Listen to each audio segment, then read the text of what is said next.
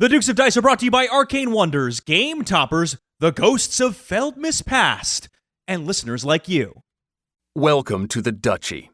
It's time for another episode of the Dukes of Dice podcast, a proud member of the Dice Tower Network.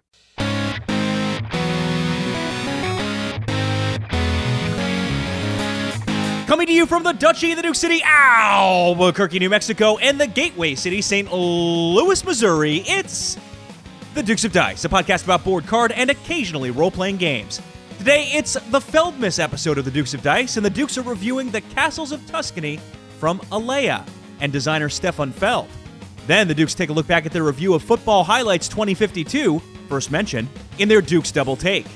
And now, The Dukes of Dice.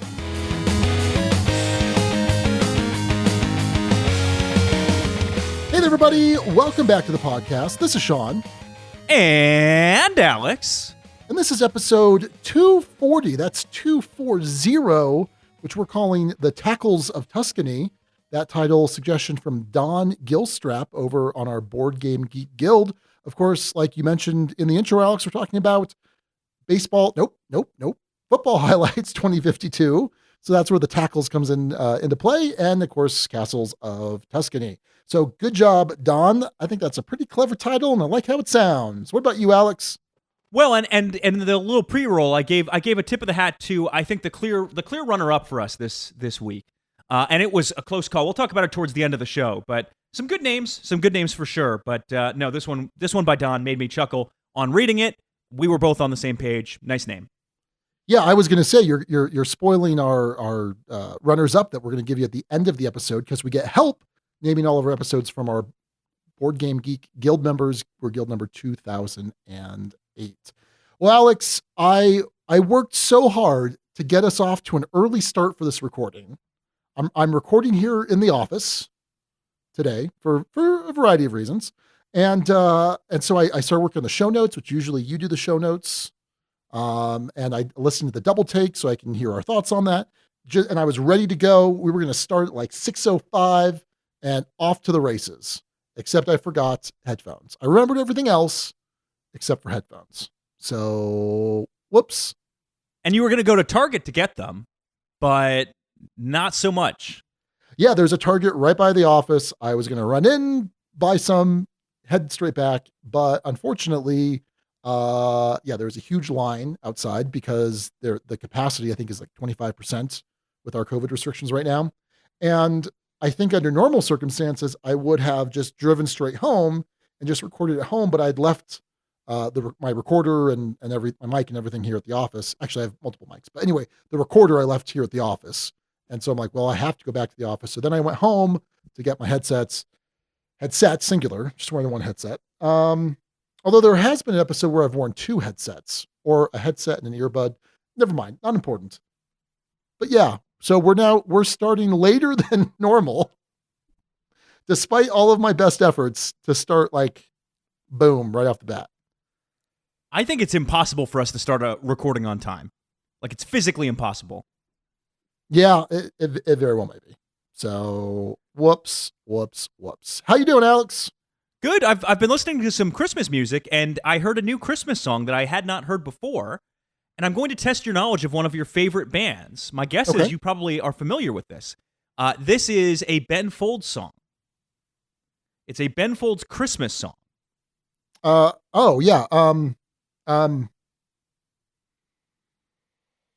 a raunchy Ben Folds Christmas song. Okay, now I don't. Wait, what? What? Ooh, Sean, I have a treat for you. What? I'm not going to play. Now, let me be very clear on this song I'm about to talk about. Or do you know the song, Sean? Yeah, I know. Yeah, Bizarre Christmas Incident. That's the song. Yes. Yeah. I haven't heard this in years. It says released 2002, and it's probably been 12 years since I've heard this. You know the backstory of that song, right? How do you have more Ben Folds knowledge than me right now? This is weird. Okay, so here's the story of the story. The story of the story is Abby went to a Ben Folds concert a few years ago. She had a New Year's resolution with her friends to see as much live music as possible, and that included going to Ben Folds had an airplane tour. Yeah, I went to that. Yeah, So she was at that as well. And this song came up, and he actually had to look it up. He had forgotten about it himself. And the backstory of this, apparently, and you can look this up, is Ben Folds was asked to write a Christmas song for a movie. The movie specifically being, well, I won't say what the movie is, but it was, the only thing he was told was it was a Jim Carrey Christmas movie. That was it. Wasn't told anything else, wasn't allowed to know anything else, and had to come up with a song. Submitted a song, and got an immediate reaction of, we can't possibly use this song. What are you doing? He wrote it up as if it was a raunchy Jim Carrey, Christmassy kind of movie. And it wasn't. It was The Grinch that he was being asked to write a song for. And if you listen to this song, which is not Dice Tower approved in any way, shape, or form, if you listen to this song, you'll understand why it would not be a good fit for the Grinch. It's hilarious. I laugh my butt off hearing it, but look up "Bizarre Christmas Incident" by Ben Folds if you're looking for a song full of holiday cheer to get you through these tricky times. Do you know why it was called the Paper Airplane Tour, Alex? Because people would write song suggestions on basically pieces of paper and then fold them into airplanes and throw them up on stage, and he'd pull up open random ones and then play that song. Yeah, so I went with in Arizona. Raquel and I flew out to Arizona. We met Ellie and his wife, Andy and his then wife, and it was a great show. And I had a perfectly crafted paper airplane for Ben to play "Evaporated," which is one of my favorite songs. Not my favorite song, but one of my favorite songs. And I screwed up on the throw, terrible throw, and it just veered far right. Didn't even touch the stage. It was terrible. Oh, bummer. He didn't play it anyway, I take it. He didn't play it. Have I ever told the story? This might be a boring story, but it's like one of my greatest memories in all of my life. Go for it. Okay, whatever. Okay. It's fine. This is barely a board game podcast at times, so it's fine. So so I've seen Ben Folds in concert 5 times now, over the last 20 years. Favorite artist. And the first time I saw him, I was 18. 18? I think it was 18. I think I was out of high school. I was in college. And he was in Arizona. I was living in Arizona at the time. We managed to go to this thing called Pratt's Private Reserve. Pratt was this DJ. And so before these stars would come in for their concerts, there was like this very small local venue where he'd have them play like 4 or 5 songs and then meet and greet through a strange, I must have told the story before on the podcast, through a strange series of events. A buddy of mine called into the radio station because they were like, hey, we need someone to kind of warm up the crowd, come play the piano, sing some songs. And my buddy called in and was like, yeah, I can totally come do that. And he knew I was a big Ben Folds fan. So he brought me along.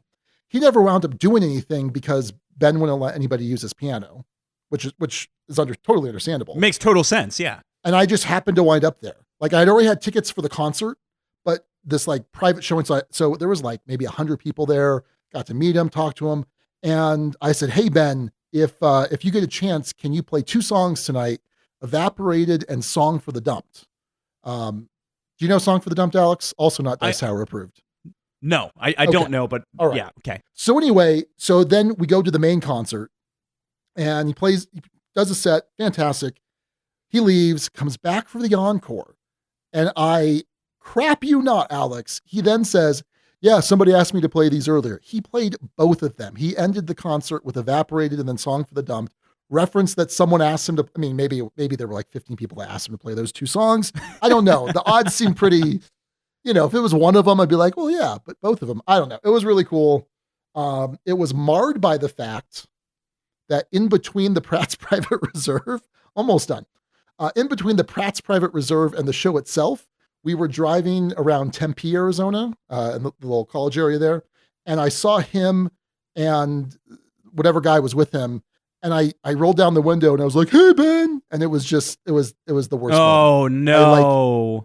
It was the bread of that sandwich was fantastic, but the meat was stinky and moldy and Oh, hey, sorry. Board games. Oh, board games. Board game podcast. Hey, for the first time in a long time, Sean, we each have 2 new games to talk about. In fact, I'll be talking about 3 in total, but I think you should start things off, Sean. Okay, very cool. So Alex, have you heard of the game Monumental I from have. Funforge? Yes. So I think actually Jeremy Howard talked about this on our show a couple months ago, and it's something that I have had my eye on for quite a while. And I did something very uncharacteristic. I purchased the Kickstarter copy on eBay. Like I paid too much money for this on eBay. Um, but I heard amazing things. I watched a bunch of gameplay videos. I'm like, I think I'm going to really like this. So this is designed by Matthew Dunstan. Alex, does that name ring a bell? It does. It's a co-designer of Elysium, right? It sure is. It sure is. So of course, that's, that raises not a red flag, a green flag, or I don't know if it raises a flag of any kind. okay. It piqued my interest. Let me put it that way. So this is at its heart a deck builder, but instead of having a hand of cards, you have a 3x3 grid of cards. And instead of playing whatever cards you want from your hand, you're instead going to activate a row and a column so that you're going to then essentially play 5 cards a turn. Okay. So it's a civilization building game, sort of. It's a 3X trying to be a 4X.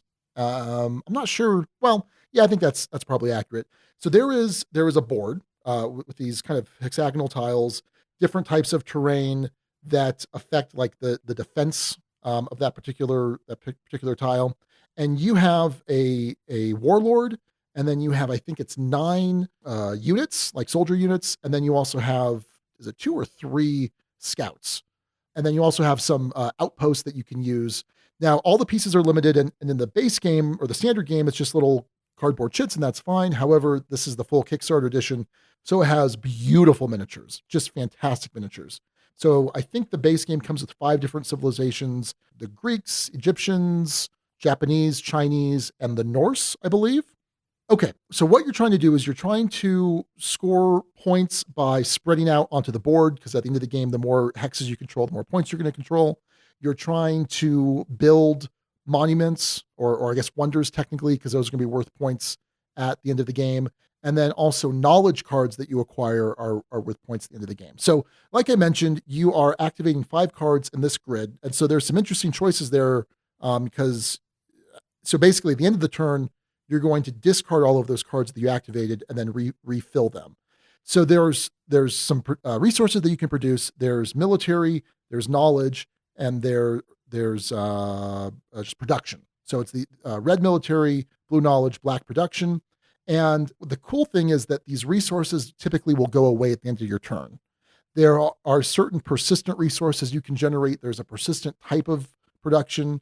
There's a gold resource that is basically a wild, and that can persist from turn to turn. But basically, you got to use up everything you've got.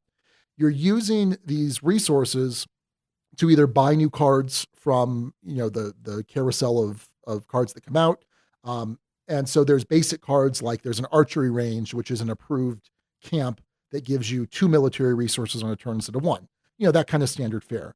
But then there's other special buildings that might come up that give you unique bonuses. There's also, like I mentioned, these knowledge cards. Now, the knowledge cards, when you place them into your 3x3 grid, you place it down and then you draw another card to go on top of it.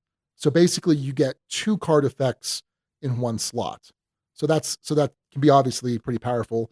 And like I said, they're also worth points at the end of the game. Usually you're spending military on doing things on the board. So for example, you'll move you might spend a military point to move your explorer onto the board, and they pick up some of these persistent production tokens. Or you're moving enough of your troops to conquer a specific area, which gives you some sort of, there's these chits that go on the board face down, you flip it over, you get some kind of bonus. There's also these cities on the board, which have some other one-time bonuses that you can get. Additionally, you have policies. Is that right? Yeah, I think they're called policies. And these policies are unique to your civilization. And whenever you use culture points, which are very hard to come by, which is another type of resource, but very rare to come by, you will take one of the policy cards, put it into play. It gives you some sort of power. There's also an immediate effect when it comes into play. And then when you build your next policy or enact your next policy, you're going to reactivate all of the instant abilities, but you're going to replace your old policy with your new policy. So some interesting decisions there. Alex, this game was incredible, like really good. Raquel and I loved it so much that we played it on like a Friday night and then played it immediately again the next day. Like we really dug this. And we've kind of hit like the last 5, 6, 7 new games that we've played were not, we were not thrilled with. Like just really weren't. Like it was almost like, man, we're just like wasting our time, it feels like. This like was incredible. Now I do have some issues though.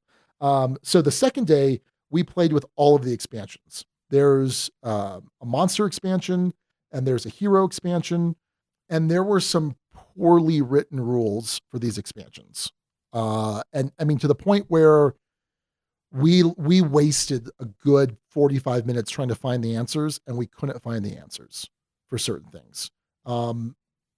It was not like, there were just some development issues with the expansions. We didn't have any major issues with the rules itself, but I think that for our money, the expansions were kind of unnecessary. And I don't know if that was just a factor of we were annoyed by some of the rules issues, or just it didn't add that much to the game. But as far as like combo-y, by the way, she killed me both games. Like she killed me both games. It was really annoying, but whatever. I dug this game a lot. And I think this is going to be, it's hard because there's a lot of setup with all the miniatures and like breakdown, because they have to go into the little, vacuum form plastic spots, but it was really good. It was really enjoyable. Oh, I will say there are 3 ages of cards, age 1, age 2, age 3. You can also add in the 4th age, which is the Renaissance, which actually goes in between 2 and 3. And that's an expansion I will play with, because it did feel a little bit short without the Renaissance cards, but I can do without the heroes and do without the monsters. But it was really good. This is definitely going to stay in my collection. If we do any sort of top games of the year, is it a 2020 game technically? I think so. But this would definitely be a very strong contender for game of the year. It was excellent. So it is a 2020 release, by the way. Can confirm. I'm trying to think. This is probably the front runner. Yeah. Well, probably. I would say hold your horses on that one, Sean. Okay. Well, we'll see. But anyway, that is Monumental, designed by Matthew Dunstan and published by Funforge Games. I say hold your horses because a new contender has emerged fairly late in the year, as tends to happen, for my game of the year, and it's a potential game in a sense that has a theme that you adore. Sean, you are obsessed with Dune, absolutely obsessed with Dune. Yeah, to the point where you appeared on a good friend of ours, the Cult Classic podcast, Cult Classic Callback podcast. Jeez. There you go. Sorry, I am most of the way through this beer, so lightweight. That's the Duke excuse Alex. I'm going to give. Lightweight Duke Alex strikes again. So the game I'm talking about is Dune Imperium. But what's interesting, Sean, is I played this game, and during the same break between our last recording, which was a long while ago at this point, and now, I also played Lost Ruins of Arnak. Now, I played Lost Ruins of Arnak online at CGE's quote-unquote booth at BGGCon online, and I played Dune Imperium in person twice. Masked plays, one at 2 players, one at 3 players, and these games, Sean, much like when you saw Azul come out at the same time as Sagrada, I think you're going to see them linked. And I think mechanically, the ties are even closer than they were with something like Azul and Sagrada, at least in my book. So both of these games blend worker placement and deck building in really fascinating ways. And again, they're not, let me be clear, they're not rip-offs of one another. This isn't a case where one is clear plagiarism or anything close to that. They implement those systems in different ways. Lost Ruins of Arnak has more of an Indiana Jones, temple exploring, archaeology kind of feel, and it is climbed up the hotness, and I think for good reason. There are different areas you can invest on a turn. You can either place one of your workers paired up with a card from hand. So certain cards will have abilities and effects you can use them for, or you can use them for sending your worker, deploying your worker to different spaces on the board. And the spaces you're eligible to deploy that worker to are dictated by the card itself. So you can deploy them, you can have them explored and find new worker placement spaces. You can trade in goods you've acquired to move up the research track on the right side of the board. You can also activate different followers you can gain, which will give you certain abilities in the game. You can also purchase new cards to add to your deck. There are treasure cards and relic cards. Relic cards trigger their ability when you buy them, and they come out at a greater frequency the later in the game you go.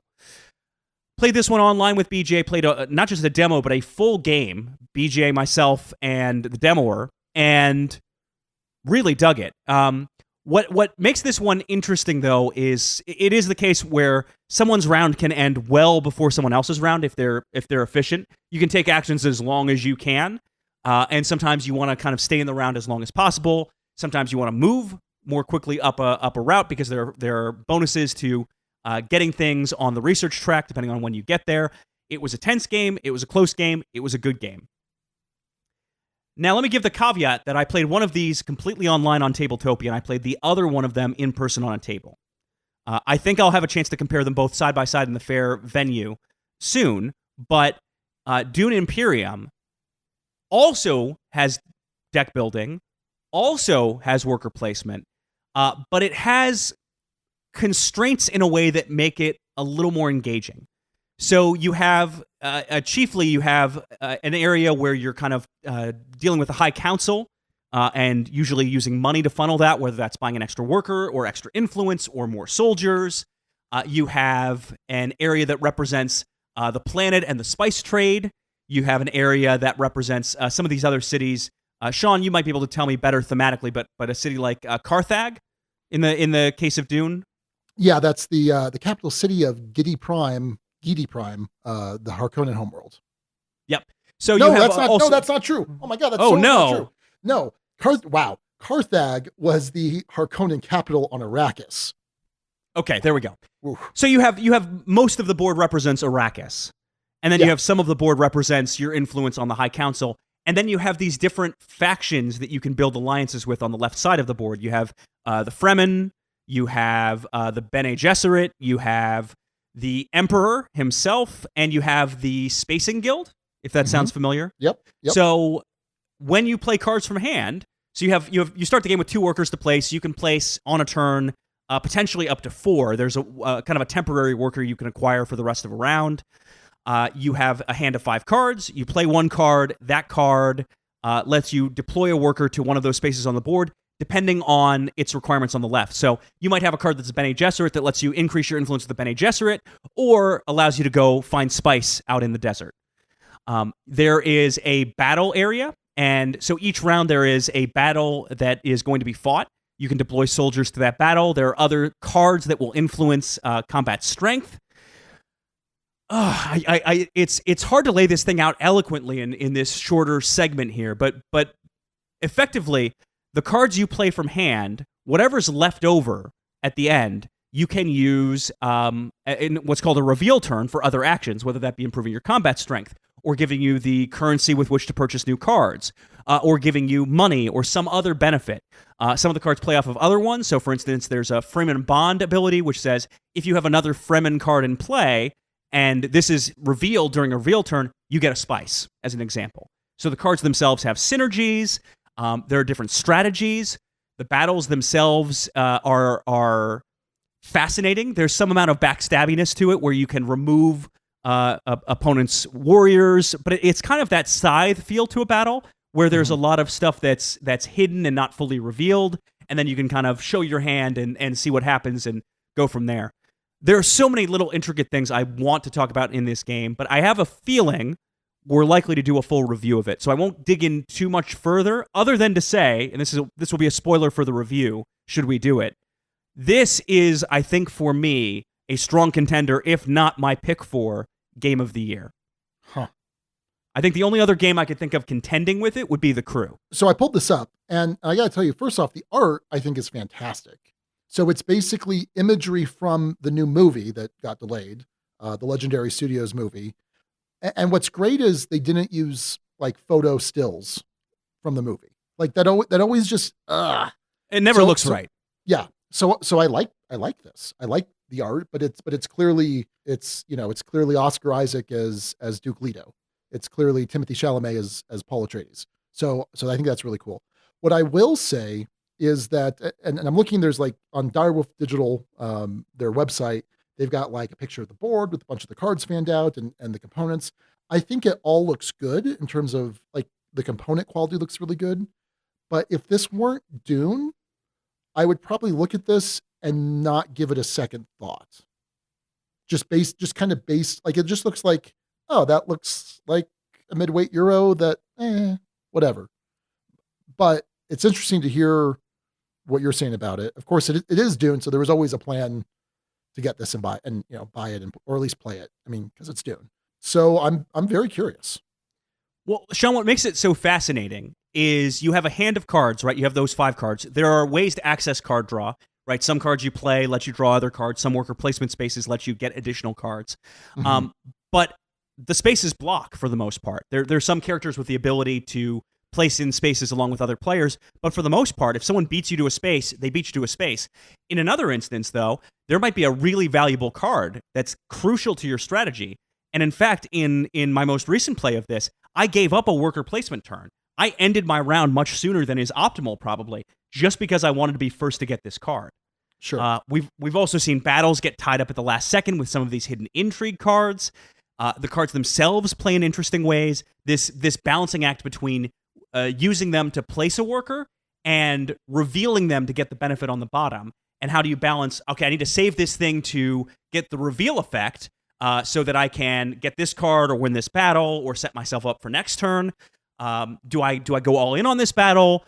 Is it worth doing that? And I should mention, the objective of the game, Sean, is to get to 10 points. To get to 10 victory points by the end of the final phase of a turn. If you play through a certain number of rounds and no one's gotten to 10 victory points, which is possible, then I think there's some other way that they determine it. I think Spice is a tiebreaker and it's kind of current points. But it was tense. That most recent game, Sean, came down to a Spice tiebreaker. The first game was closer than I thought it was going to be because of some endgame points that I was not aware of.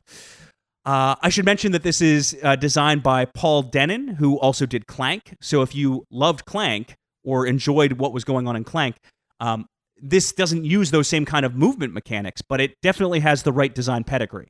So between those two, and again, I didn't have a full apples-to-apples comparison, I would pick Dune Imperium of the two, but I understand why both are getting a decent amount of buzz. In fact, as of the time of this recording, Lost Ruins of Arnak is 3rd on the hotness on BGG. Dune Imperium is 5th and climbing on the hotness on BGG.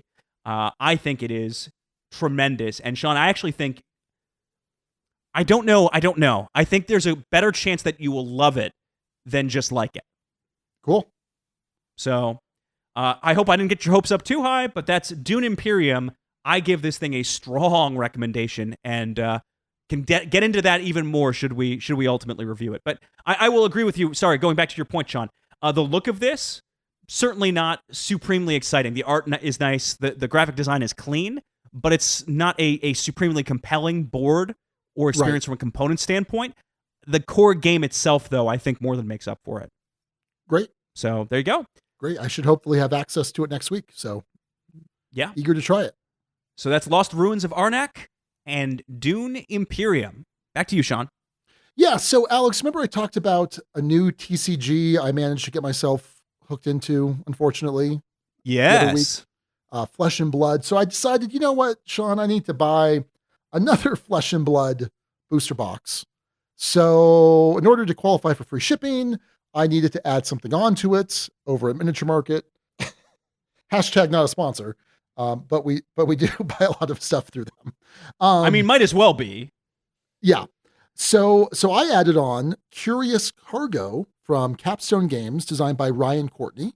Ryan Courtney and Capstone, I think it was last year. Yeah, I'm pretty sure it was last year, put out Pipeline, which is a fantastic economic game that is marred by a spatial awareness puzzle in connecting these different color pipes to one another. And I say that kind of half joking. It is the part of the game that I'm weakest at in terms of pipeline, and part of the game that is the most AP inducing for me. I think the economic aspects of the game are really good, but I struggled with lining up these little chits and trying to get the pipes to go in the right way. But anyway, okay, Curious Cargo is mostly that. It's mostly the pipes, laying the pipes. This is a two-player only game, and the theme is kind of interesting. You came across like a warehouse or something of these strange oddities. There's like goo and alien parts, and I forget. And so what you're trying to do is you have your own player board, and it's a square grid, and on the grid there are different placements of these machines, and these machines you're trying to connect through the placement of the conveyor belts to the to the loading dock on the left side of your board and the receiving dock on the right side of your board. And so what'll happen is on each round there's a construction phase and then there is a trucking phase.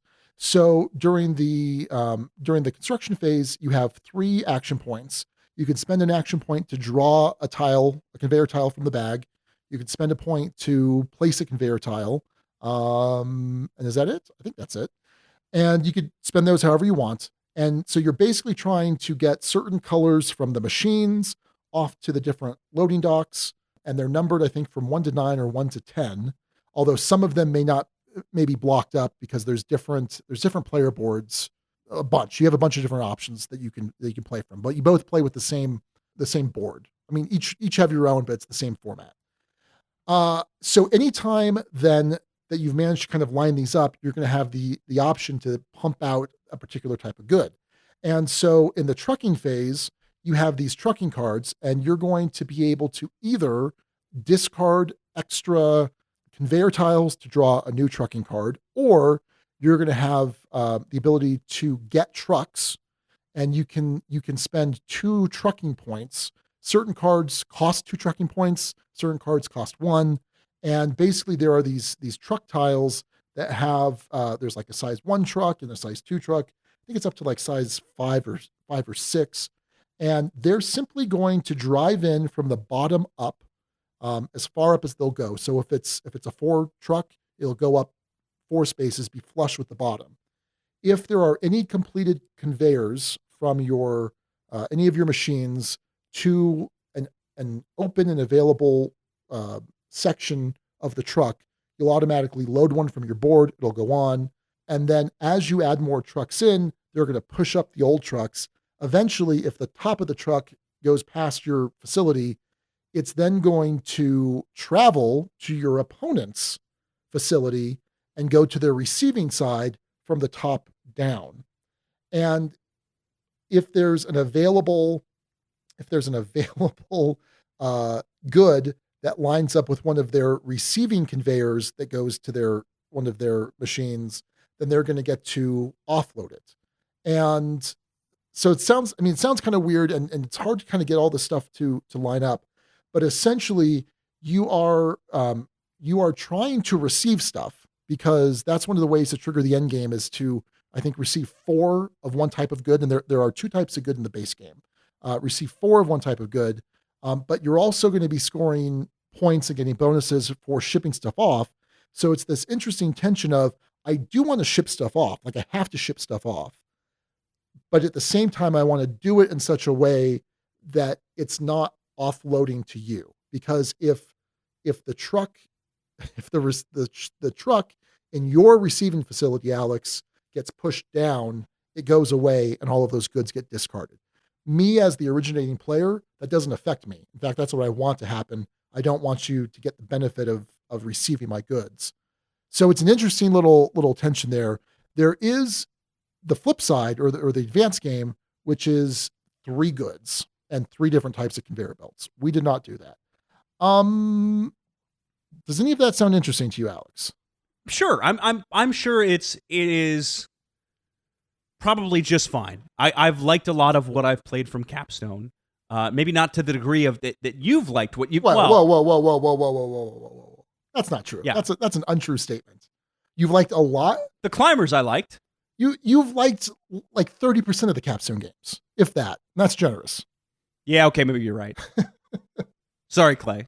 I've liked like 90% of Capstone games. Okay, so well, let me say this. This is, I think, an excellent game that Raquel has terrible AP with, like terrible AP.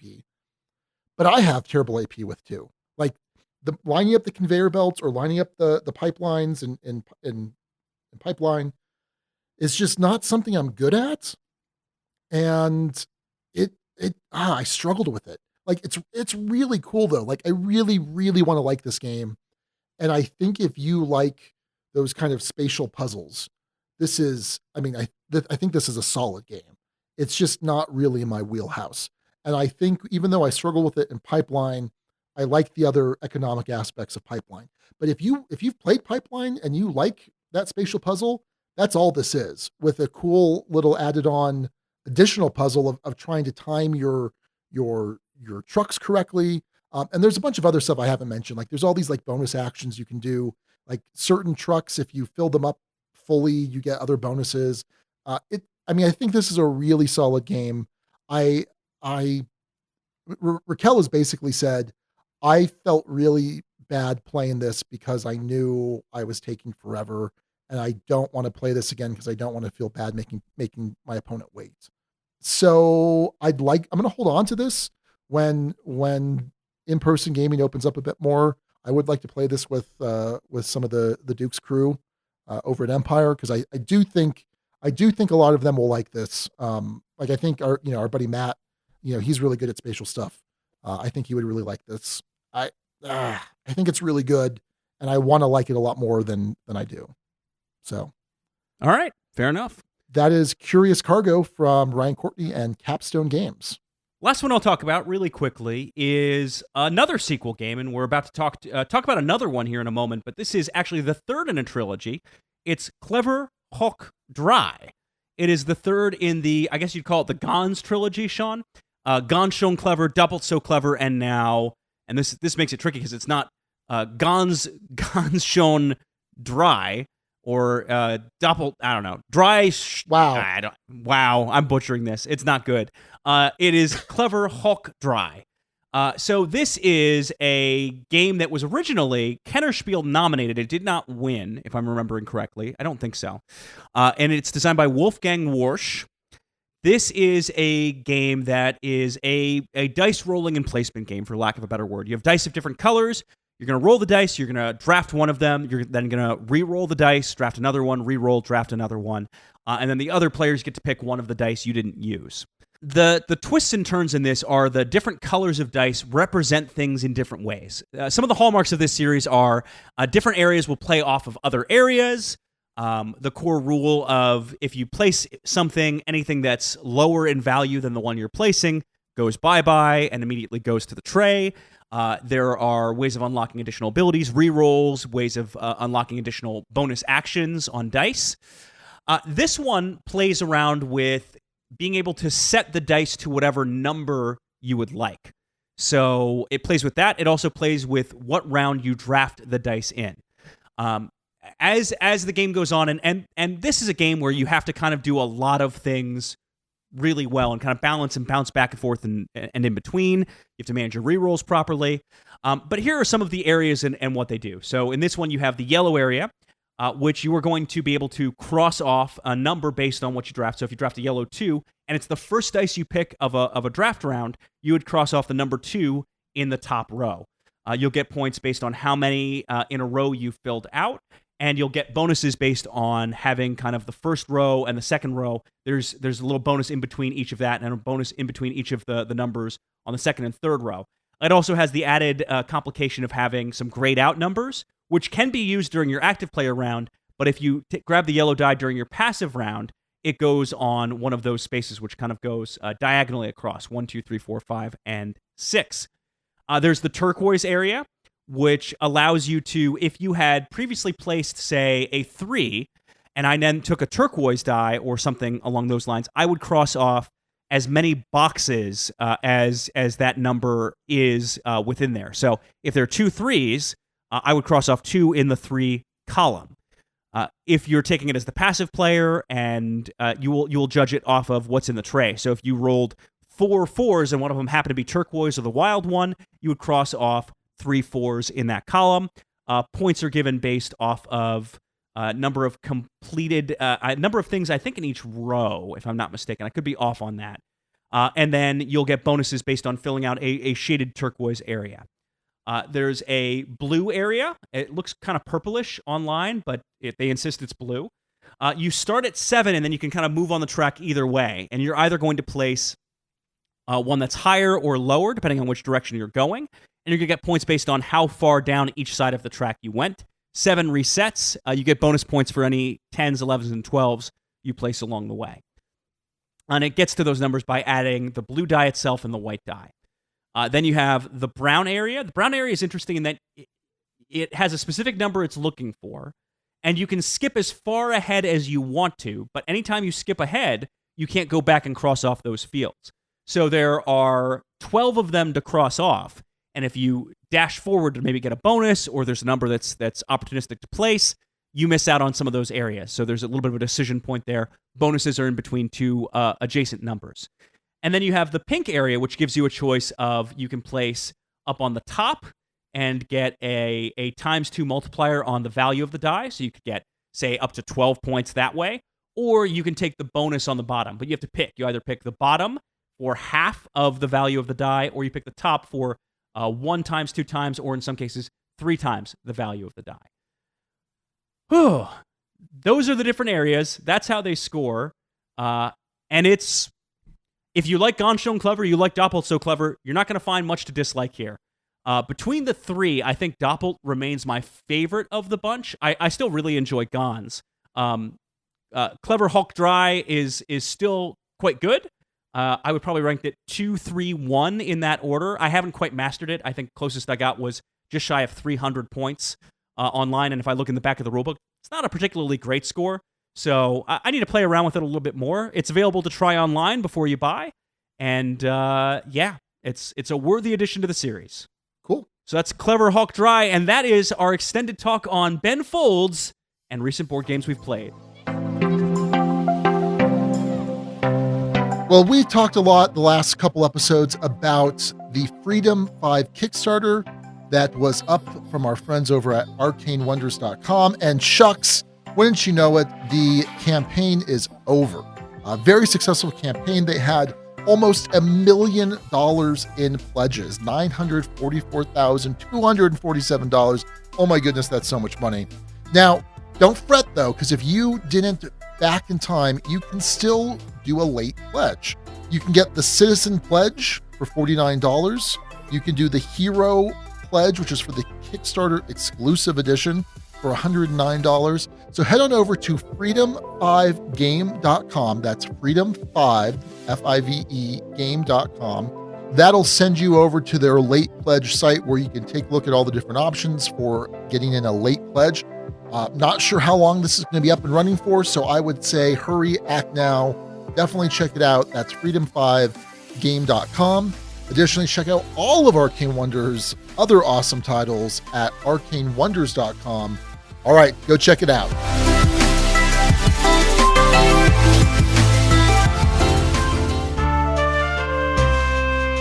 Well, I'm still pretty stuffed from our American Thanksgiving dinner. I had a delicious prime rib that we made, and it was so good. Still totally full, but you know what that means now that Thanksgiving is over here in the United States? That means it's time for Black Friday savings. And of course, our friends over at Game Toppers have some great deals for you to check out. So head on over to their website, gametoppersllc.com, and there's a link for their Black Friday deals. Their Black Friday deals are only for a limited time from November 27th to December 14th. You can save $50 on shippings with certain qualified purchases. Also, you can get a free game mat with any Elementary Black Friday package specials. That's up to a $99 value. Folks, these game toppers are fantastic. They're a great way for you to upgrade your gaming experience without having to have a super expensive dedicated gaming table. I highly encourage you go check this out. But act quick, there's not going to be much time while this ad is up for you to go take advantage of these awesome Black Friday specials. So head on over to GameToppersLLC.com. Even if you missed the Kickstarter, you can still order now. So hurry, go do it. Go check it out. Thanks to Game Toppers. Everyone loves a good sequel, right? I mean, you've got Empire Strikes Back. It's an absolute classic. But sometimes sequels aren't all they're cracked up to be. Sometimes you get a Godfather Part 3. Oof. Well, in any case, the legendary Castles of Burgundy has a spiritual successor, the Castles of Tuscany. Does this trip to Italy pay off in the same way that the one to France did for Santa Feld? We'll tell you. Castles of Tuscany is a new 2020 release from Ravensburger and Alea. It's designed by Stefan Feld, which makes sense because, hey, this is a Feld-Mas, Alex. By the way, we didn't say like Merry Feld-Mas at the top of the show. Like, what are we doing? It's fine. Well, it's all right. You know, it was in the intro. You know, it's fine. Right, it's good. Merry Feld-Mas to you, Sean. Merry Feld-Mas to you. We'll talk about that later. So it has art by Antje Stefan. The beautiful Tuscany region in the 15th century is the home of the Italian Renaissance. As influential princes, the players make creative decisions to build their region into a flourishing domain by supporting towns, villages, and monasteries, or by extracting marble and delivering goods. Players see their lands grow, earning them victory points. Ooh, that sounds so thematic, Alex. Each round, players use cards to place useful tiles to expand their region and gain new opportunities. The winner is the person who has the most victory points after 3 rounds of play. You didn't like that comment, Alex? It's not a comment on Castles of Tuscany. It's just a comment on, dry I agree. Feld Euros. By the way, I completely agree with you. That this game, and we'll talk about it later, but I mean, this whole series, both Burgundy and Tuscany, is noted for its lack of theme. Yeah, no, and that's fine. That's fine.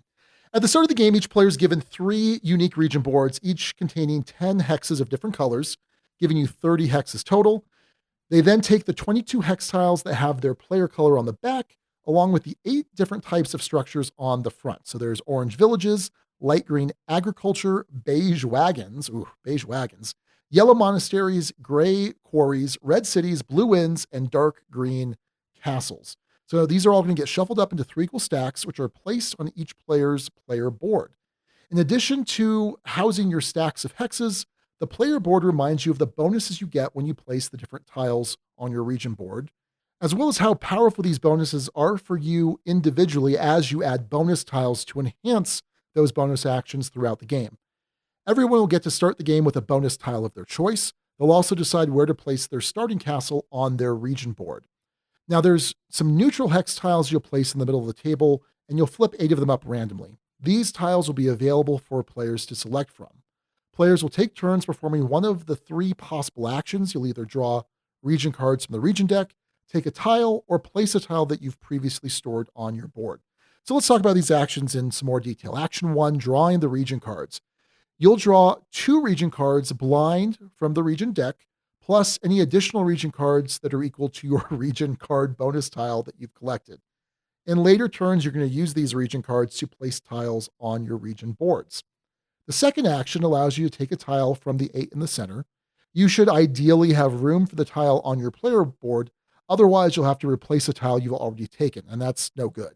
At the start of the game, you'll have room only for 1 tile at a time. Once you select a tile to take, you're going to have to replace it with the topmost, leftmost, face-down tile from your stack of hex tiles. The first player to empty each stack will trigger a round-end scoring, and we'll talk about that a little bit more later. The third and final available action allows you to place a tile you've previously collected. And Alex, this is where all the magic's going to happen. So in order to place a tile, You will need a spot on your region board that matches the color of the tile and is adjacent to a previously placed tile. You then have to pay for this placement with region cards from your hand. You need 2 matching region cards that match the hex and the tile. Alternatively, you can use 2 cards of another color to count as the cards of the color you need. So, for example, if I want to place a red city, I can either play or pay for it with 2 red region cards, or a single red region card plus, say, 2 blue cards, or 2 blue cards and 2 light green cards. So there's some flexibility there. Alternatively, if I've collected workers previously, I can have them substitute for any of the 2 required cards. When I place this tile, I'm going to get an immediate bonus based on what the structure is. So dark green castles will allow me to take a hex from the supply and immediately place it without paying any of its costs and then getting any bonus associated with that particular tile. Blue inns will give me a blue disc, which can serve as any color of tile that I could place later. Light green agriculture will score points when placed, giving you more points based on if it's a new type of agriculture in a particular zone. And there are different agricultural types: olives, grapes, wheat, and livestock. That one's a little weird. We might talk about that in our discussion. The gray quarries will give you marble, which you can spend once per turn to take an extra action. Yellow monasteries let you draw 3 region cards, but just 3. There's no bonus based on bonus tiles. Orange villages will give you a worker. Beige wagons allow you to draw from the yield deck, which can give you a bunch of different random bonuses, including different types of victory points, and I'll explain that in a second. And then finally, the red cities allow you to gain a new bonus tile. And now these bonus tiles, I've alluded to them before, but they'll let you draw additional region cards, have extra spaces for holding onto unplaced tiles, grant you additional marble when taking that action, grant you additional workers when taking that action, or grant additional yield cards when taking that action. It should also be noted that when you place a tile, if you have completely filled in a contiguous zone of the same color, you will score some points. 1 point for a size 1 zone, 3 points for a size 2 zone, and 6 points for a size 3 zone. And if you happen to be the first or the second player to fill in all of a color on your region board, you'll get some bonus points as well. Most of the points you gain during the game will be gained on the green scoring track. At the end of each round, the green points that you've collected will be converted to points on the red scoring track. However, the green track is not going to reset at this point. You're going to keep going, building on those points. So at the end of round 2, you'll once again add the points from the green track to the previous points already on the red track. And you'll do that again at the end of round 3, which is the end game. Then you'll get some bonus points at the end for certain leftover materials. Whoever has the most points on the red track at the end of the game is the winner. And that's how you play Castles of Tuscany. All right, Alex, talk to me about your expectations. What were your expectations for this game? I had mixed expectations, Sean, and partly due to a track record issue with this, because Castles of Burgundy is an unbelievable game. We've talked about it time and time again. It is a top 10 of all time game. It is a tremendous Feld game, and there have been other versions of it that have tried and failed to recapture that magic, whether that be Castles of Burgundy, the dice game, Castles of Burgundy, the card game. There have been some missteps here for sure. So there was some excitement at the prospect of something in this world that might have some ties to the magic of Castles of Burgundy, but not knowing a lot about the gameplay itself, not really knowing what to expect until I actually ended up playing it. So those were my expectations. What about you, Sean? Yeah, so, I was not a fan of the dice game or the card game, but Castles of Burgundy is an incredible game. And I think I've talked about before, I remember getting it in a math trade, and I came home from work, I learned the rules, I played it 2-player just to get a feel for it, and I wound up staying home. Like, it was bad, because I wasn't my own boss at the time, but I was blown away by that game. And so I knew a little bit about Castles of Tuscany. I knew that it was, in many ways, to be a spiritual successor to Castles of Burgundy. Kind of in the way that Forum Trajanum was not a spiritual successor to Trajan. But I think it was kind of clear that was sort of the intention here. And I knew it was going to be a bit more of a streamlined game, which is not bad in and of itself, even though I tend to like a little meatier, crunchier games. But I had some hopeful expectations for it. And yeah, Alex, that's it. So rulebook, is that how you learned the rules for this game? Did you teach it yourself? So, no, actually. I ultimately, well, not ultimately, I got my first play of this online, playing with BJ from Board Game Gumbo and a couple of his friends from the Gumbo crew. And no, played this one online, was taught it from the rulebook, and then had to refresh my memory a month or two down the line when I had a physical copy and played it myself, but mostly aligned with that. So no, I didn't have to learn it from the rulebook. But Sean, I'm sure you're going to harp on this.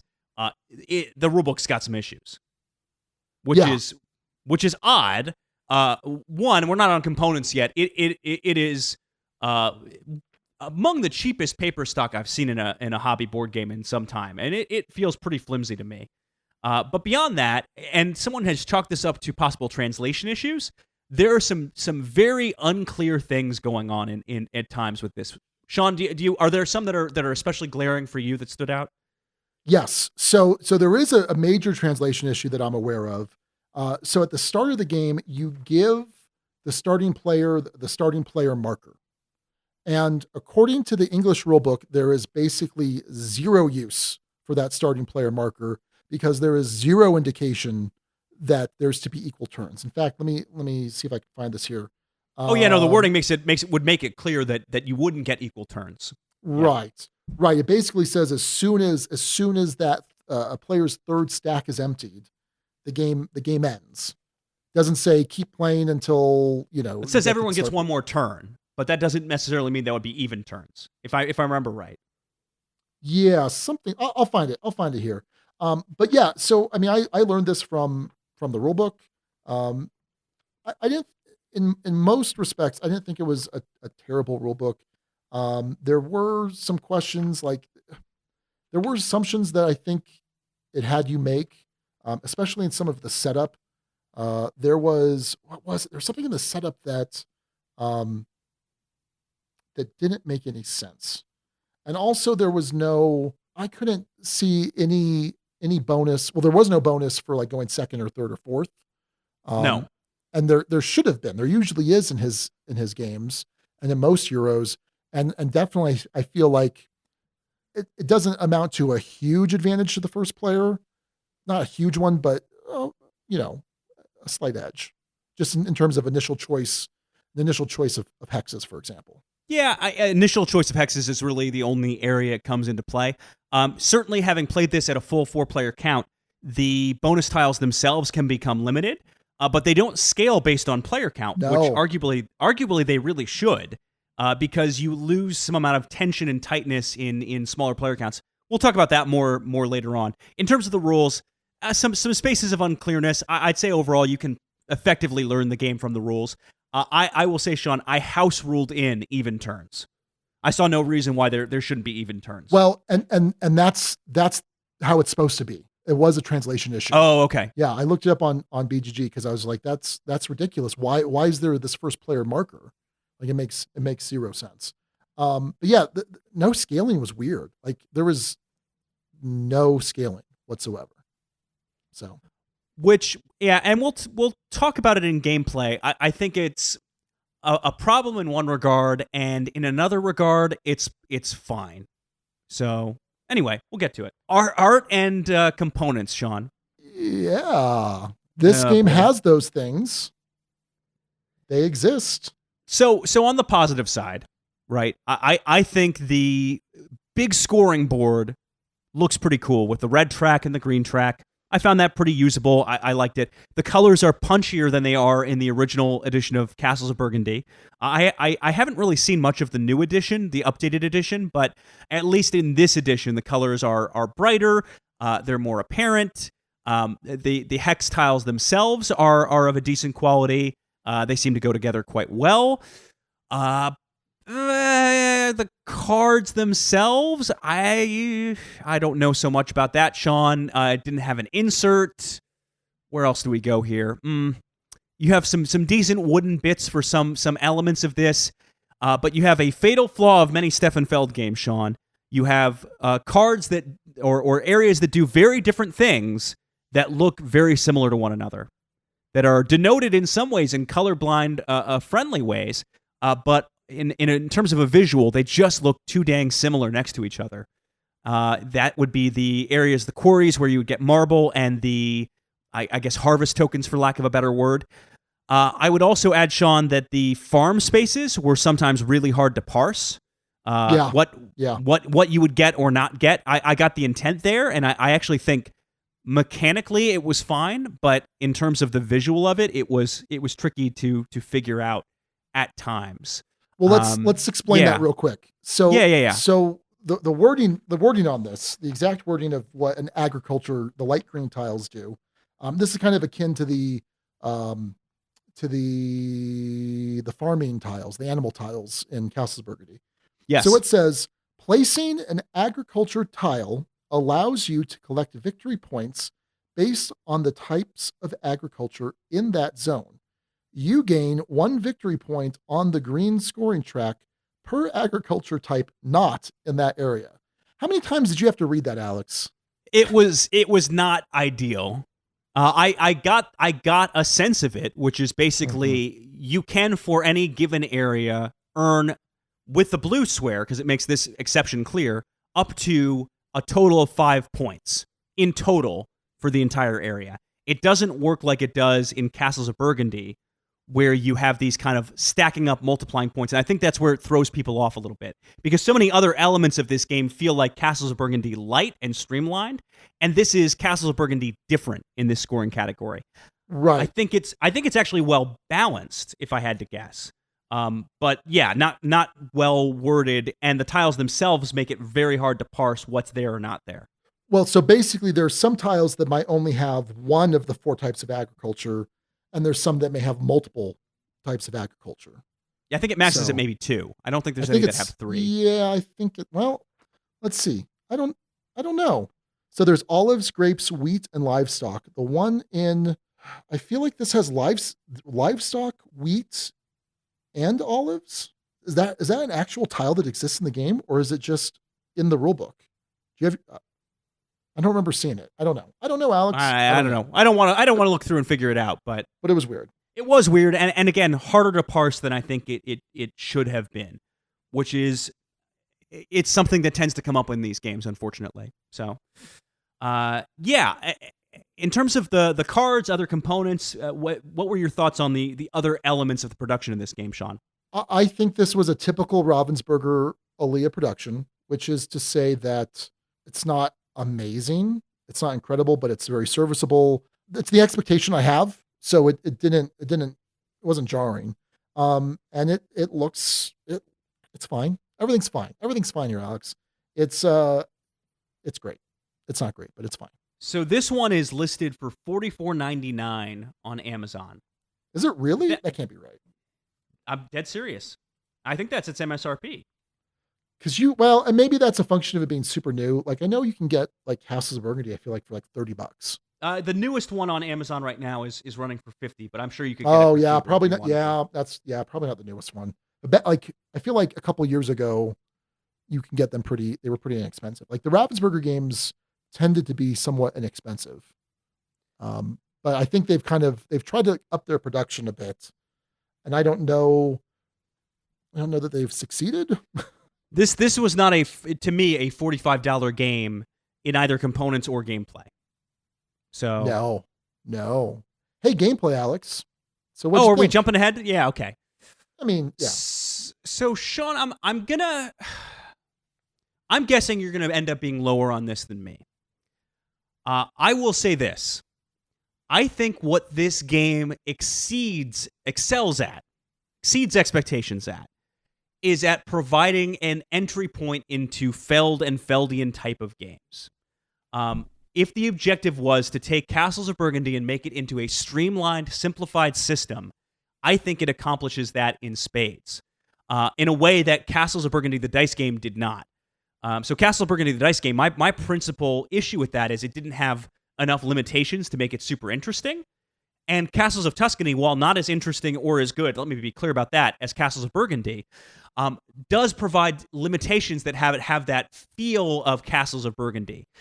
It sort of feels like, Sean, a blend between Ticket to Ride and Castles of Burgundy. I agree wholeheartedly. And I think that's a good thing, by the way. I think, and if you come into this expecting the sequel to Castles of Burgundy, the game that evolves on the concept, it's not that. This is the game that tries to make that formula more accessible and tries to make it more available to folks. And I think it succeeds in that effort. So in what it's trying to be, I think it actually does a pretty dang good job at being, again, this blend of Ticket to Ride and Castles of Burgundy, still recapturing the feel of the game with a much more streamlined setup. You don't have the between round stuff that you have with Castles of Burgundy. You still have limited selection. You still have some tense decisions over what you can place and when and why. You still have the race to completion bonuses, which are again a core part of Castles of Burgundy. You still have bonuses that incentivize you to build things faster in the game, sooner in the game, as opposed to later. And I, for instance, really enjoyed the scoring track going from those green points to the red points.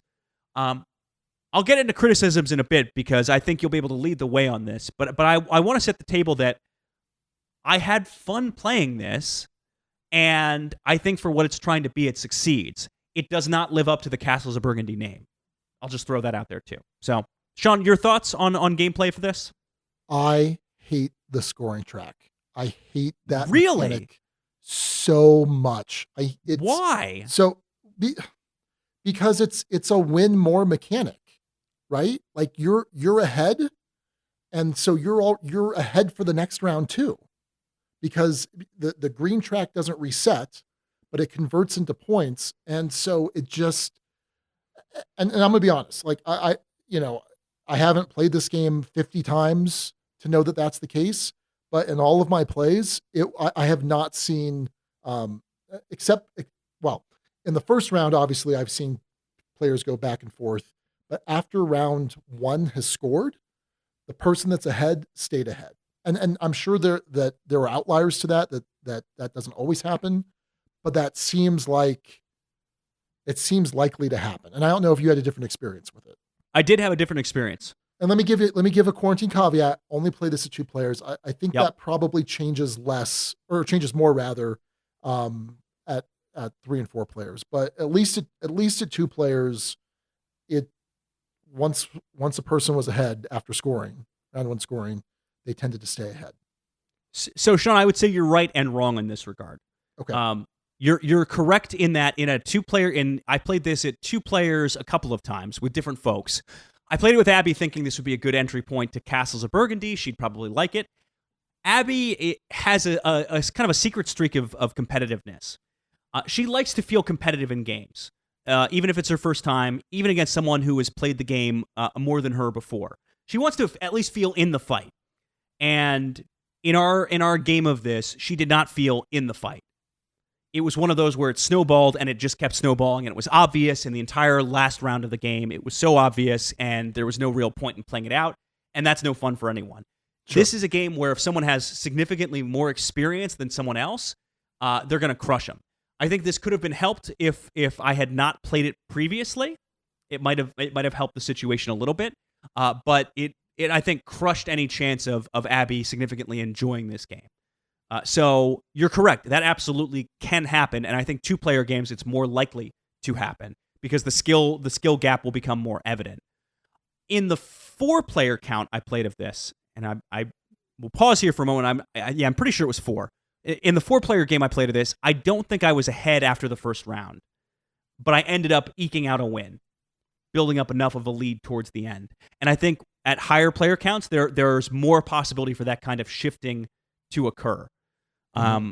So what I liked about it, though, Sean, is it preserves that mechanic in Castles of Burgundy that says complete this area in round A and you get 10 points. Complete an area in round B, you get 8 points, and so on and so forth.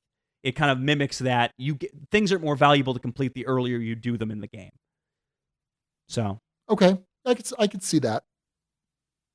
But I will say this: my 2-player plays of this were a little bit lower than my 1-4-player play of this, because I think some of the reasons the game shines, fast turns, and this kind of constantly shifting market, doesn't really shift. Like if something comes out, if the one tile you happen to need, the castle tile, that you're both looking for, it just happens to come out of your stack first after you drafted something, there's a good chance you're hosed and not going to be able to jump in and grab it.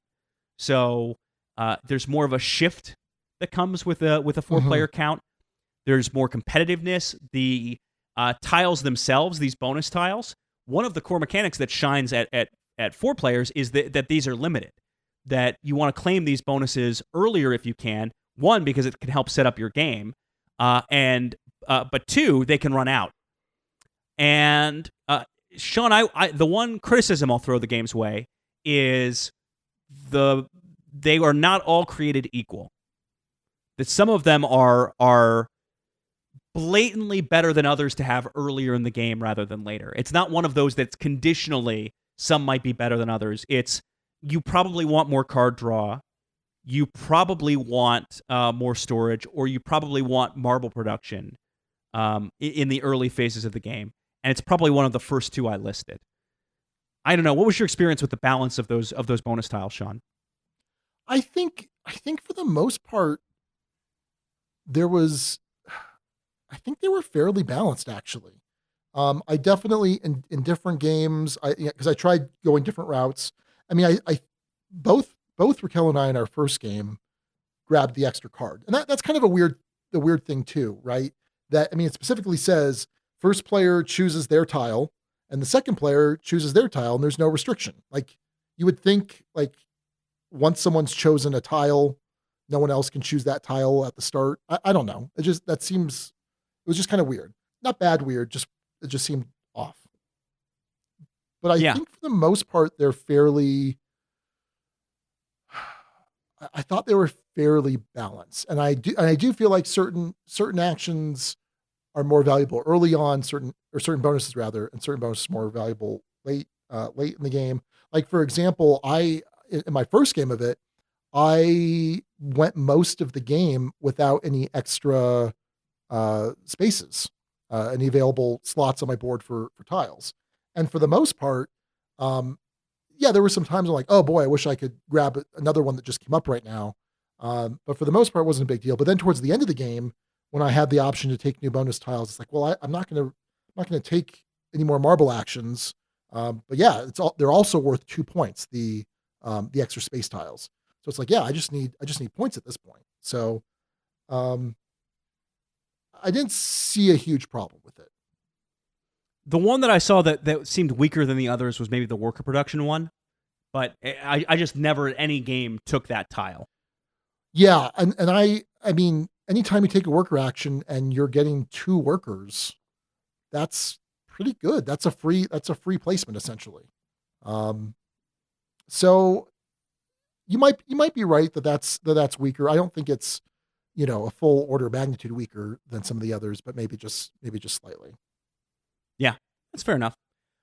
Sean, other gameplay things besides the track, the runaway leader problem you're citing, and anything else that you ran into in terms of enjoyment of the game? Did it feel like castles enough to you? Was it engaging in any way? Yeah, it felt like castles. It felt like a streamlined castles.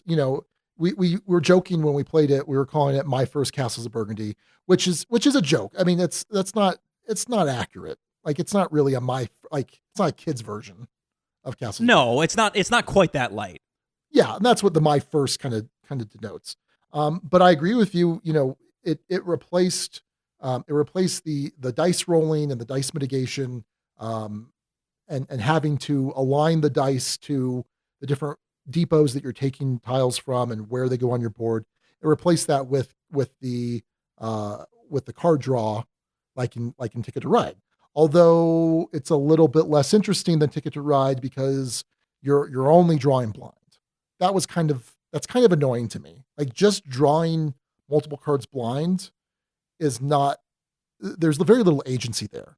Whereas in a game like Ticket to Ride, you've got a face up row and you have a choice of drawing, one, whatever it is, one card from what's up there, versus cards blind.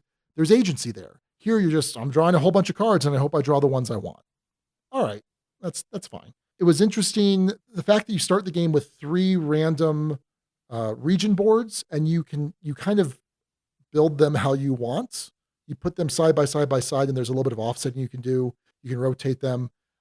I didn't find that particularly interesting. I mean, there's a little bit of planning there, I guess. You're like, oh, I really want to put these 3 orange spaces together for some reason.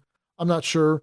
I mean, I guess it's nice that these are modular, I suppose, but I really like in Castles of Burgundy that there are different boards that are preset for you.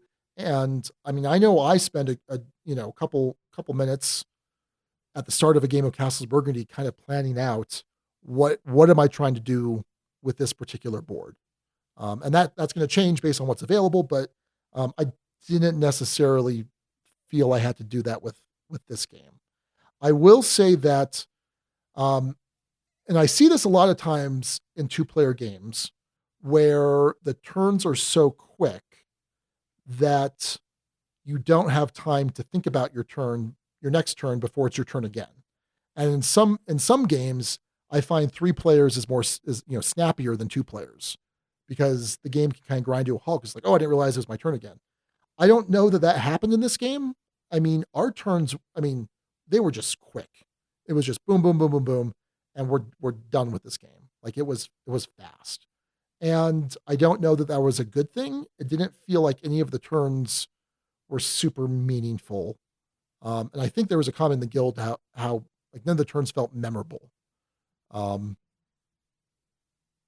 I don't know for the most part that Castles of Burgundy, that there's a lot of memorable turns, but there are some. But there just seemed to be no substance to the turns. It was just, I'm done. Now, what I will say, and I'm not going to be getting into this game, and this might be a slight preview of final thoughts, but I do think there might be value in playing this at 3 and 4 players. And I wish I had that opportunity. Castles of Burgundy, I don't want to play at 3 and 4 players. And in most regards, it's a 2-player game for me. If everybody has played and is pretty quick, I'll play 3. I might consider 4, but I really don't want to.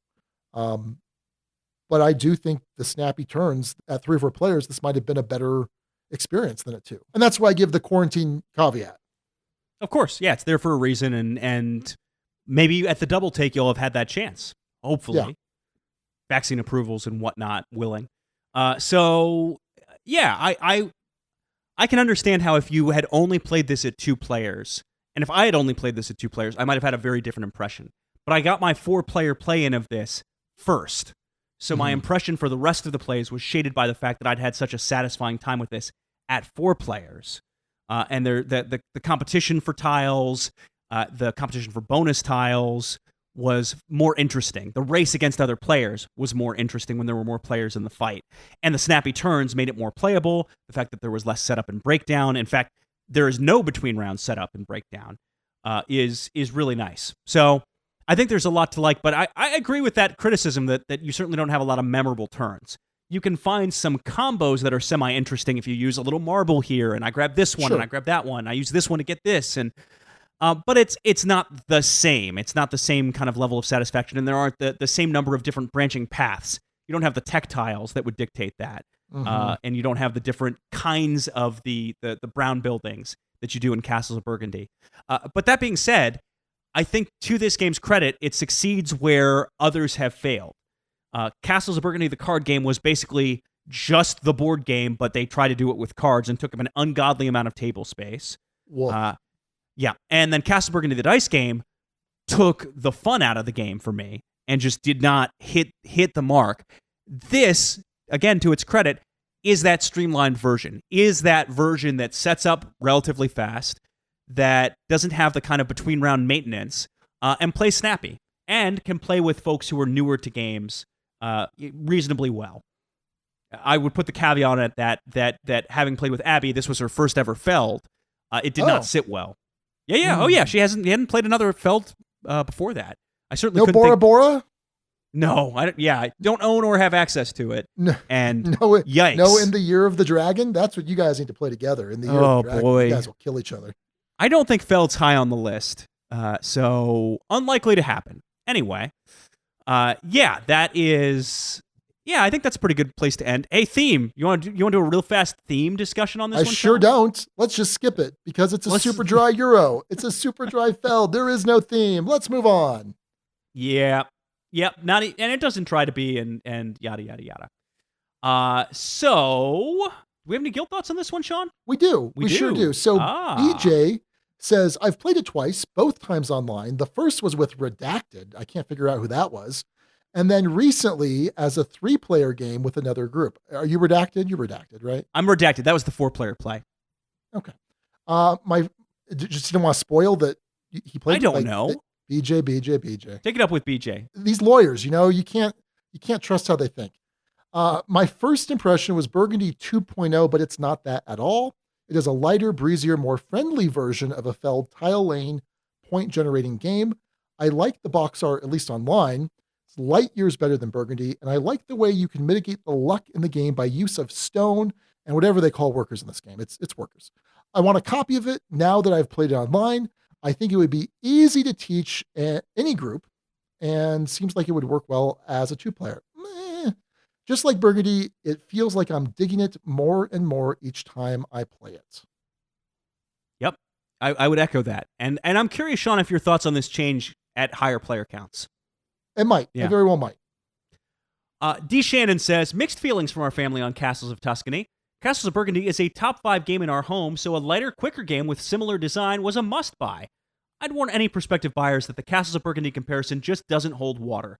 While it does play quickly, my son complained that his turns were so quick, none of them felt memorable.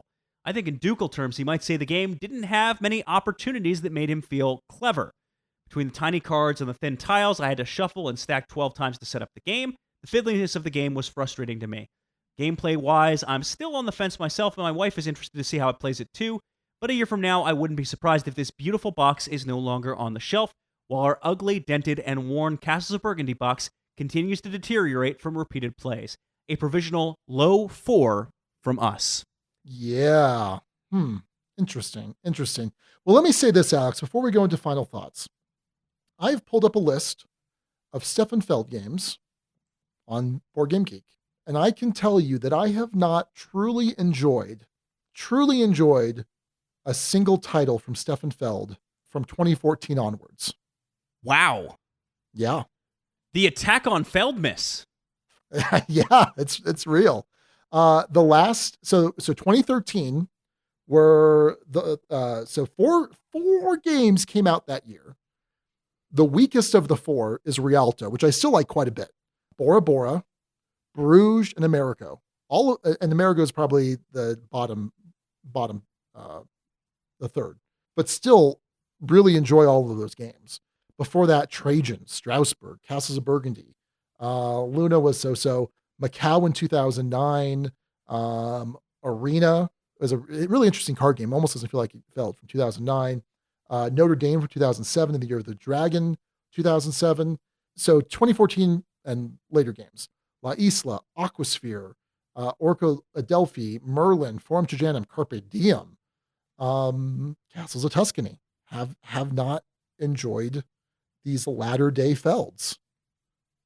I thought you liked Delphi a little bit more than you're stating, maybe. I probably did initially, but Raquel loves it. She loves it, and she's constantly like bringing it up for us to play, and I'm constantly turning it down.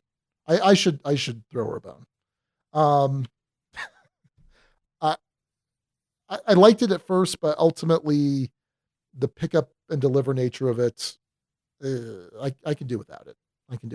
But she loves it. So, but I mean, think about that. I have not truly enjoyed a new Feld release in 7 years. That's wild. Wow. I'm just a Feld hipster. So I will say this, Sean. Your love of the games kind of ends at 2013. Yeah. Mine ends in 2014. I thought Aquasphere was fantastic. Yeah. And I know we're on different pages on that, but I thought Aquasphere was fantastic. And La Isla that year was also pretty dang good. It was kind of meant to be more of an entry level one, but in retrospect, that one has some amount of complication to it that is Oh, yeah. Maybe not super simple. It was interesting. Even thinking, I can remember that one pretty well in my mind. From the list, I have not played Merlin. And there's one listed on here, Bonfire, which I'm not very familiar with. I haven't played that either. Other than that, I've played all of them. And I would echo those thoughts. I was a little higher on Carpe Diem than you were.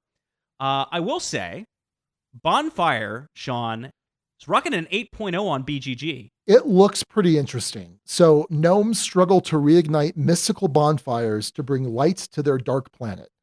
That sounds stupid and kind of cool. Well, I think the thing you'll like the best, though, is the weight rating. Let's see, 3.55. Ooh, hey. Yeah, it's a beefy, meaty Feld, Sean. Maybe that's what I need. This is like the I'm Scrooge. Oh, I'm Scrooge. And we need different Feld games to be the ghosts, and maybe Bonfire is the Feld board game of Feld-Mas future. Those are all nonsense words. Pretty near future, I would think. Yeah. Or I guess is there a Ghost of Christmas Present? It's past, present, and future, right? Yeah, I guess present would be some horrifying blend of Revolution 8 of 1828 and Oracle of Delphi. Never mind. I'm good. All right, fair enough. You have Coco Pelli is one slated to come out next year. There's also a reimplementation of Bruges and a reimplementation of Macau. Don't get me started on those. I've said my piece on those. Yeah. Yep. Fair enough. So where do we end up on score, Sean? I might make sense for me to go first on this one. Yeah, sure. Why not? I'll ultimately give this one a 4. So we rate games here on the Dukes of Dice on a 6-point scale, 1 being terrible, very, very bad, 6 being real good, so very good.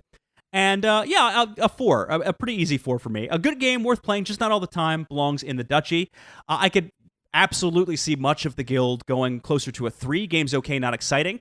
I would recommend, if possible, playing this at, say, 3 or 4 players, and I would recommend going in with the mindset that this is a very streamlined Castles of Burgundy. Castles of Burgundy meets Ticket to Ride. This is not the sequel that takes the mechanics to the next level. It's not that kind of game. You go in with those expectations, you're going to have a bad time. So yeah, pretty clear 4 for me. Not a lot of debate. Okay. Well, I will give this a 3. Game is okay, not exciting. We'll play in the right situation. And it may be that right situation is at a 3 or 4 player count. I think that if Alex, a year from now, if I have played this at 3 or 4 players and there has not been much of a difference, I don't see why this shouldn't drop to a 2. Because I think it has merit, but I don't know. It was not. I mean, when Raquel and I both are kind of looking at each other, and we're even thinking like, "Oh man, we have to play this a couple more times." That's not a good sign. That's just not a good sign. And lately, Chewy's been such a handful that our gaming time has been harder and harder to come by. So. Yeah, so for now it's a provisional 3. Game is okay, not exciting. We'll play in the right situation. I will try and make a very concerted effort, COVID permitting, to try this at a higher player count, though. Okay, fair enough.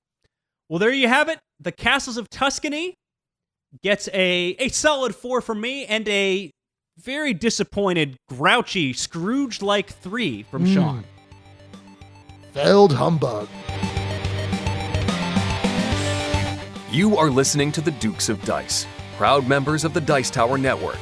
For other great shows in the network, check out dicetowernetwork.com. Back to Alex and Sean for this week's Dukes Double Take. All right, next up, Sean, the Dukes Double Take, and we're looking back at episode 215, Coin Toss. I don't remember what the other game paired in with that one was, Sean. Do you recall? Probably Root. Root was probably the double take. Oh, interesting. Okay. Yeah. The game we were talking about this episode, though, as our featured review, was Football Highlights 2052. Speaking of sequels, the sequel to Baseball Highlights 2045, first official mention of this episode, and first mention in a while, Sean. I'm realizing we've been a little bit off of the first mention train. So Sean at the time. Well, Hank, you listen to the episode, so okay. Give us the double take. Yeah, lay it out. You have so a lot of times when I do the recap, I type it up in our show notes. You misinterpret it. It's pretty interesting. Additionally, Alex, do you need some coffee or some water or something? Because multiple times you just start mashing the keyboard and our show notes get all messed up. So lightweight I have Duke Alex.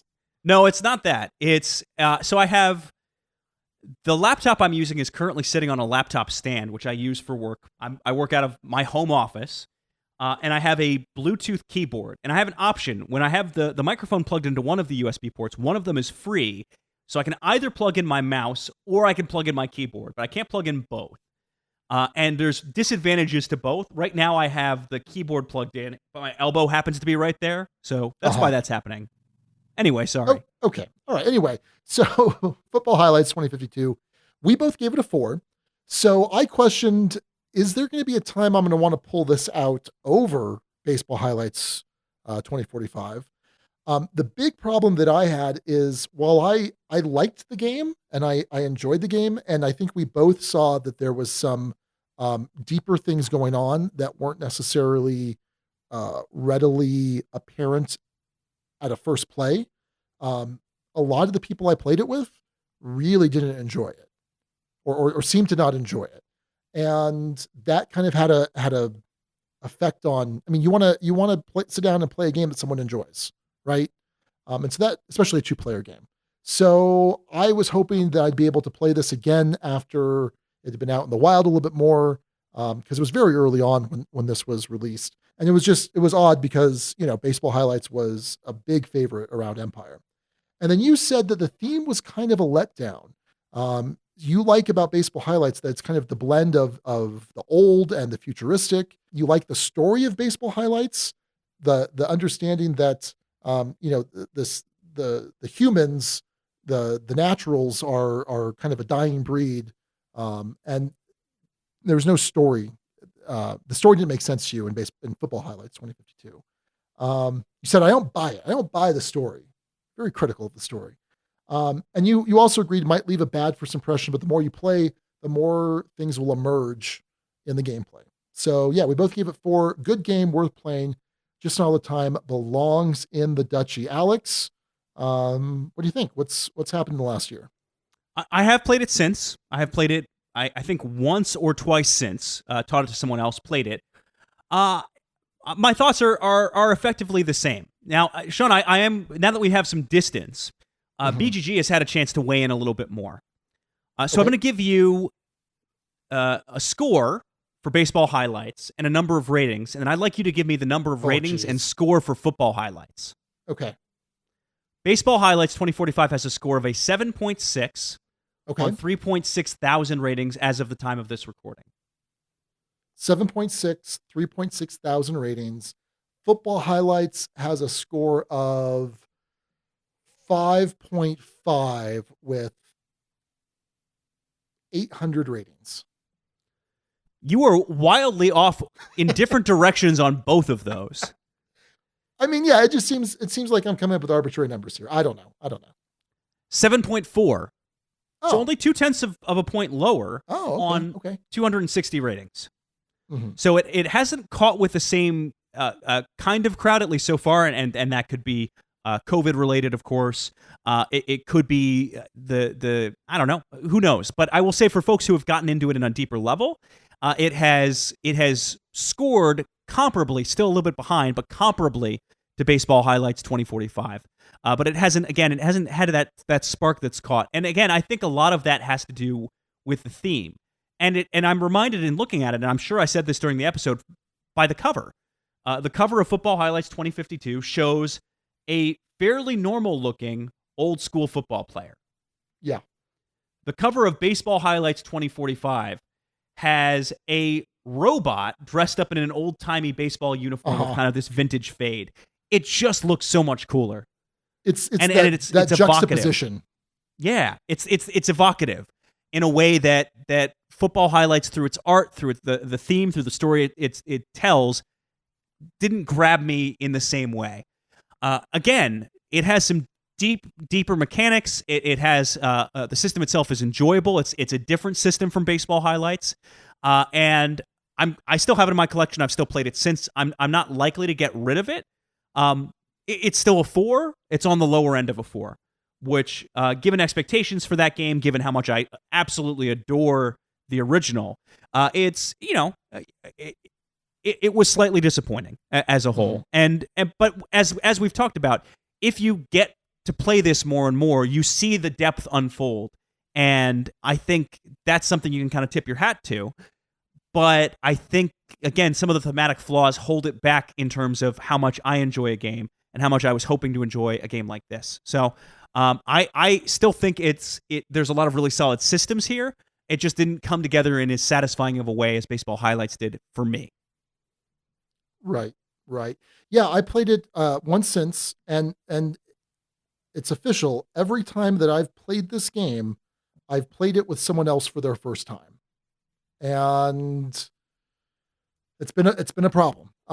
So I like it too. I think Baseball Highlights is Mike's like magnum opus. It's lightning in a bottle, and I mean the design, the gameplay, the innovation, the art, the theme. I mean, it's just incredible. It's really incredible. So yeah. But I will say this: we're in the game, Alex. We are in the game. That's true. So it can't go any lower. It can't go lower than a 4. Yeah, no, I am going to keep it at a 4. I would love to play this with like Ellie. I feel like Ellie would appreciate this game. I think he has it. I don't know. It's just a bummer to me that like we mentioned in the review, and like we've kind of recapped now, there's a lot that comes out of this game kind of the more you play it. That's a little bit below the surface, but it takes some time to really figure that out, I think. So yeah, I'm gonna keep it at a 4. Good game worth playing just all the time, belongs in the Duchy. And maybe it gets a little bit of a boost because Alex Ramirez is in the game. It's true. By the way, it is nowhere close to Mike Fitzgerald's lowest rated game of all time. I was doing a little bit of quick browsing. His lowest rated game of all time is the X-Men trading card game from the year 2000. Rated a 4 on BGG for some reason. I don't think I played that. Yeah. Anyway, Baseball Highlights 2045. Obviously, I agree with magnum opus, unbelievable. Fantastic. And this one, it is hard to do a follow-up game that lives up to the promise of the original. This was something, Sean, and this is a moment that I remember from back when I was trying to market Reavers of Midgard for Grey Fox Games. And I remember I was trying to pump it up, and I was talking to Tom Vassal from the Dice Tower, and I was like, "Hey, this is going to be fantastic. Like you love Champions of Midgard, you're going to love this one." And he's like, he had some caution about it, and I was curious as to why. And he said, if you think about it, it is so rare for a sequel to live. Like, how many sequel board games have you liked more than the original? Yeah, that's probably true. I think the one that immediately comes to mind for me is Azul Summer Pavilion.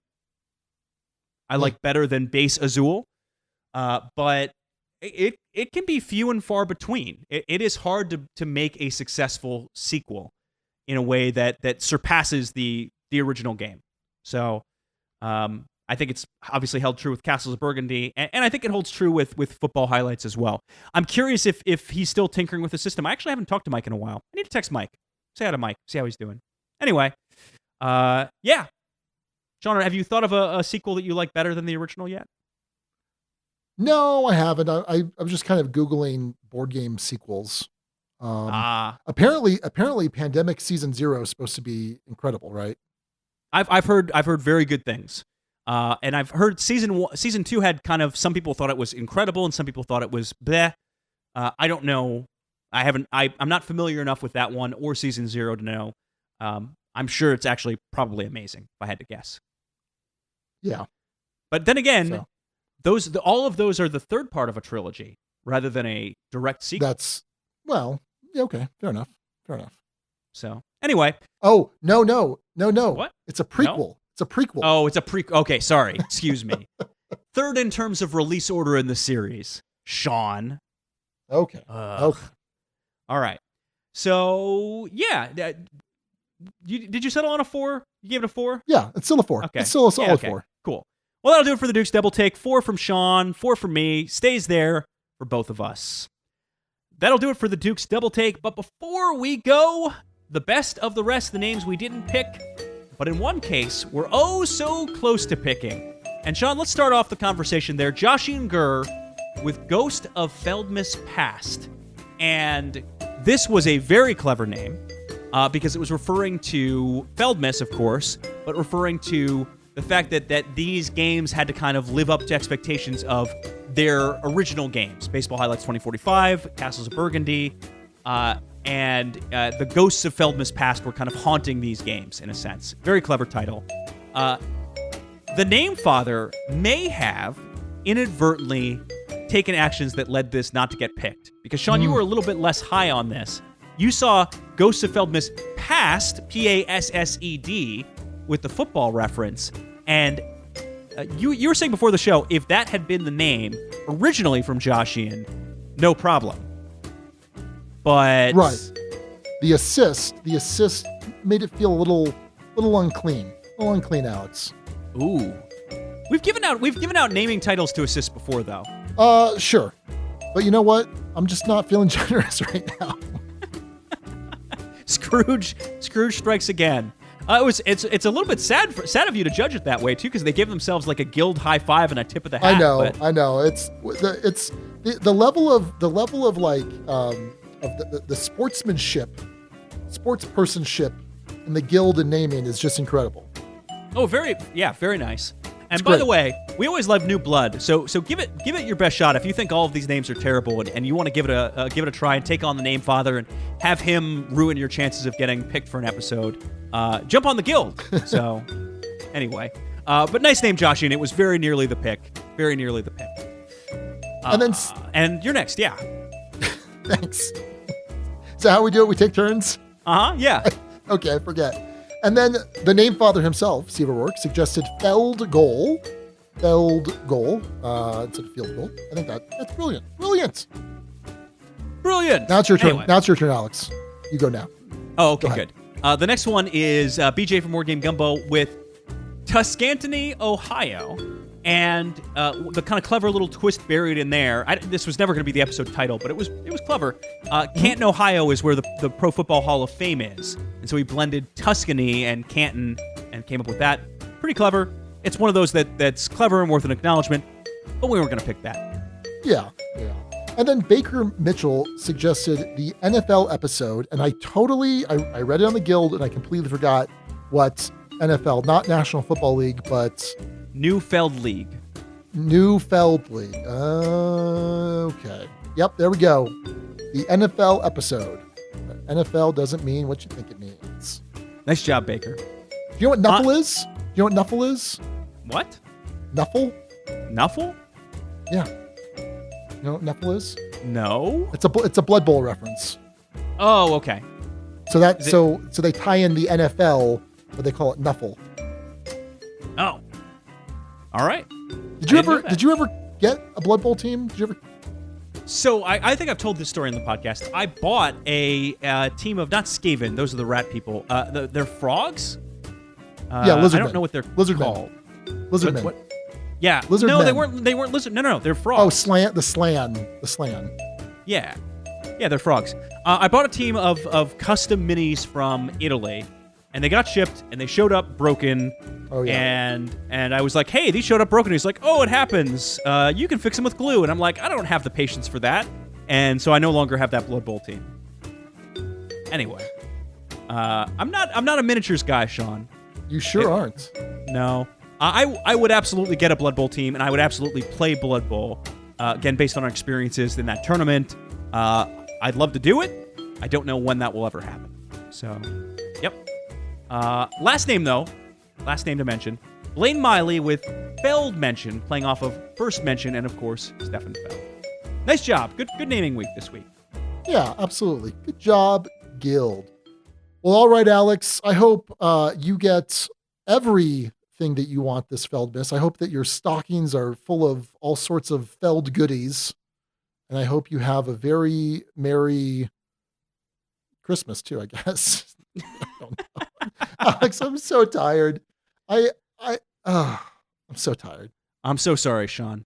We'll be having a very Merry Christmas here in St. Louis. The tree is up. The presents are underneath. Whatever holiday you celebrate out there, I hope it's a fantastic one. One that, and take care of yourself this holiday as best you can. For me, this is going to be my first time in 31 years of life, Sean, where I will not be spending either Christmas or Thanksgiving with my folks. Not intentionally, just COVID. So well, you're all grown up, and you're all grown up. Yeah, but again, not intentional, and I think there are a lot of people who are going to have difficult holidays. So be patient with folks, be nice to folks, spread the holiday cheer as best you can, and have yourself a Merry Feld-Mas, Sean. Hope you're less Scroogey next year. No, you know what we're going to do? We'll play some Macau. We'll play some Notre Dame. We'll play some Bora Bora. It'll be good. It'll be good. All right, everybody, that's going to do it. Merry Feld-Mas to all of you. This has been episode 240. Thanks again, Don Gilstrap, for the tackles of Tuscany. Until next time, this is Sean. And also Alex. And Duke you later, everybody. Ho, ho, ho. Thank you so much for listening to the Dukes of Dice. Today's episode was recorded in the Duchy on December 10th, 2020. Our theme music provided by Carbohydro M from his Prime Legacy album. The Dukes of Dice are a proud member of the Dice Tower Network. For other great board gaming podcasts, check out DicetowerNetwork.com. And for all latest in the Duchy, go to DukesOfDice.com. Find us on Twitter at Dukes of Dice. Join in conversations on our Board Gaming Geek Guild. Find us on Facebook and subscribe to our YouTube channel. Thanks to our sponsors, Arcane Wonders and Game Toppers LLC. You can learn more about Arcane Wonders at ArcaneWonders.com and find out all you need to know about Game Toppers at GameToppersLLC.com. We'll see you back here in 2 weeks. Until then, Merry Feld-Mas and game on.